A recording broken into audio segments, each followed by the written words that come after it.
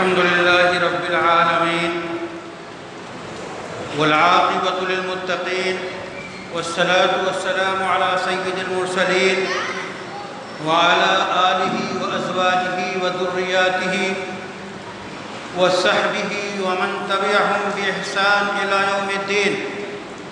أعوذ بالله من الشيطان الرجيم. بسم الله الرحمن الرحيم.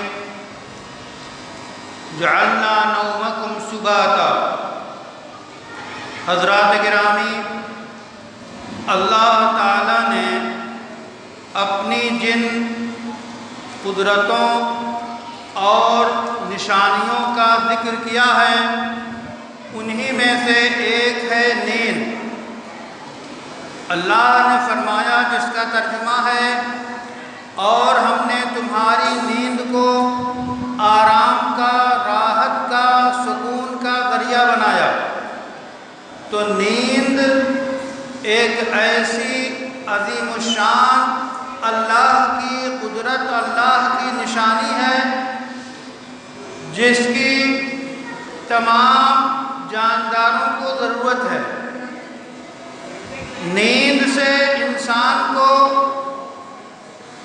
دن بھر کی تھکاوٹ، جو جسمانی تھکاوٹ ہو، دماغی تھکاوٹ ہو، ان سب کو آرام نیند سے ملتا ہے. اس لیے نیند کی اتنی مقدار جس سے انسانی جسم و دماغ کو آرام مل جائے، اتنی نیند کا لینا اور سونا ضروری ہے.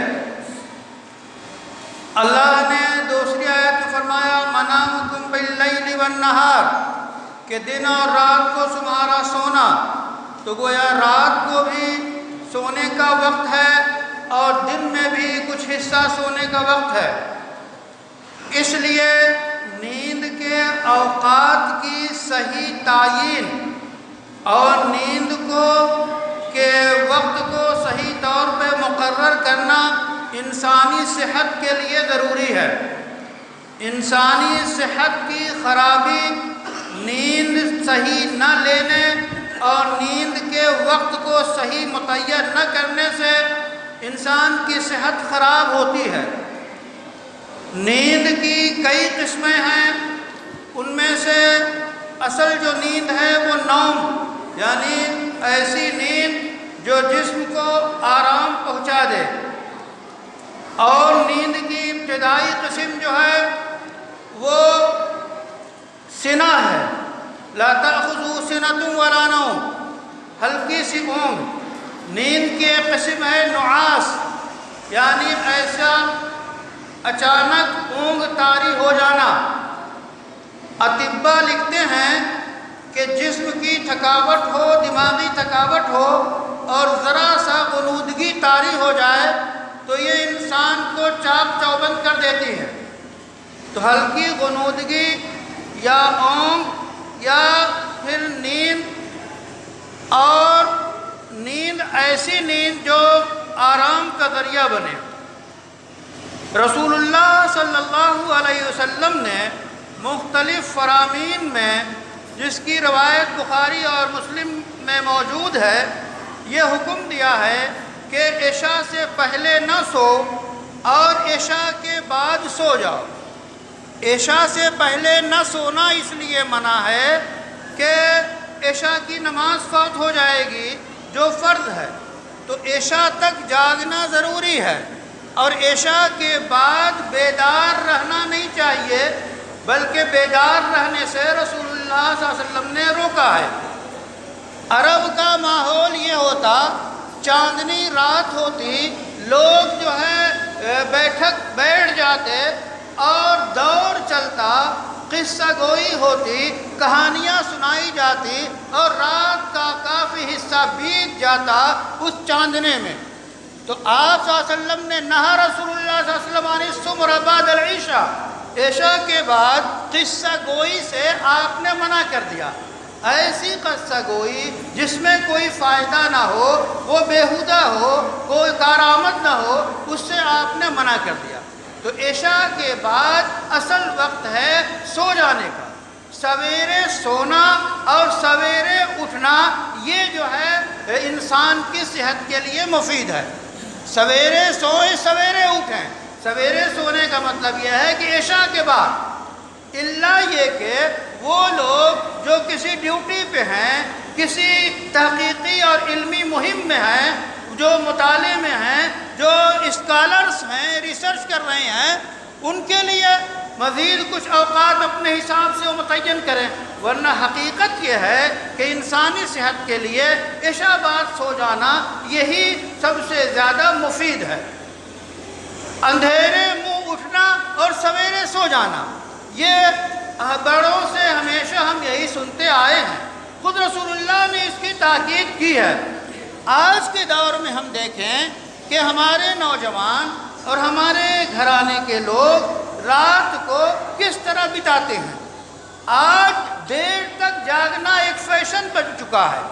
آج موبائل، لیپ ٹاپ اور دیگر ذرائع، ان کے ذریعہ ایک سے ایک اسٹوری اور ایک سے ایک جو ہے ویڈیوز دیکھتے رہتے ہیں، اور جو ہے کبھی 2 بج گئے، کبھی 1 بج گیا، 12 کے بعد بہت سے بیچارے نوجوان گلی میں اور کوٹوں پہ بیٹھے جو ہے اجتماعی طور پہ موبائل میں گیم کھیلتے رہتے ہیں، رات کی کافی دیر ہو جاتی ہے۔ تو یہ چیز آپ کی صحت کے لیے مفید نہیں ہے بلکہ مضر ہے۔ رسول اللہ نے اسی لیے روکا ہے تاکہ آپ کو فائدہ پہنچے، آپ صحت مند رہیں، آپ توانا رہیں، آپ طاقتور رہیں، آپ جسمانی طور پہ اور دماغی طور پہ مطمئن رہیں اور پرسکون رہیں، تاکہ نیند لینے کے بعد آپ تر و تازہ ہوں اور پھر اپنے کام کر سکیں۔ یہی وجہ ہے کہ رسول اللہ صلی اللہ علیہ وسلم نے دعا سکھائی ہے، اللہم بسمک اموت و احیا۔ سونے کی دعا ہے، سونے سے پہلے کی، کہ اللہ میں آپ ہی کے نام سے جاگتا ہوں اور آپ ہی کے نام سے سوتا ہوں، آپ ہی کے نام سے مرتا ہوں، آپ ہی کے نام سے جیتا ہوں۔ تو نیند گویا بہن ہے موت کی۔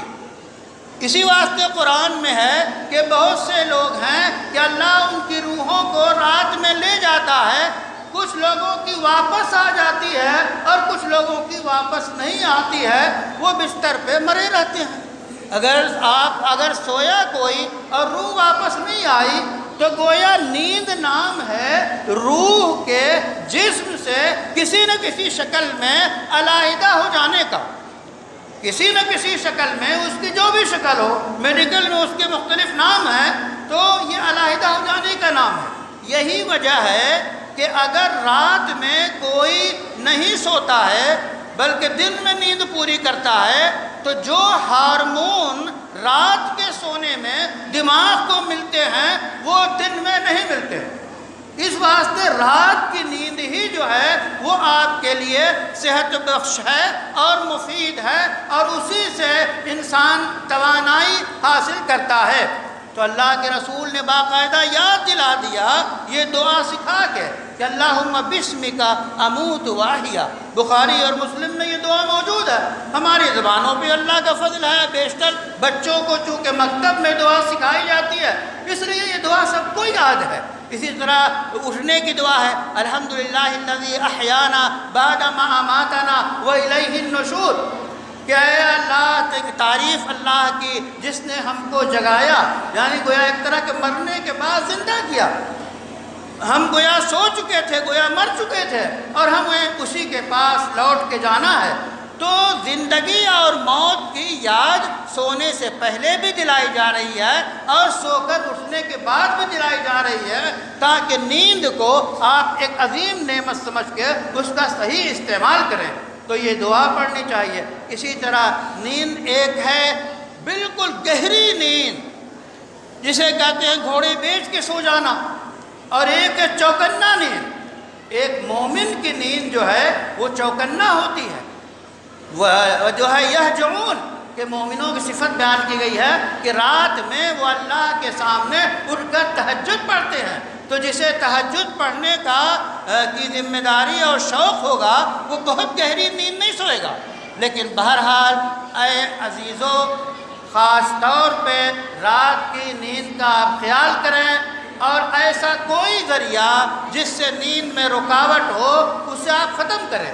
تیز روشنی جو آپ اسکرین پہ دیکھتے ہیں آپ کو نیند آنے میں رکاوٹ ہے، تو اسکرین پہ تیز روشنی دیر تک دیکھنا، اس سے خود آپ کو کافی دیر میں نیند آئے گی، پھر نہ جانے کیا کیا دیکھتے دیکھتے لوگ سو جاتے ہیں، تو پھر بڑبڑاتے ہیں، بدخوابی کے شکار ہوتے ہیں۔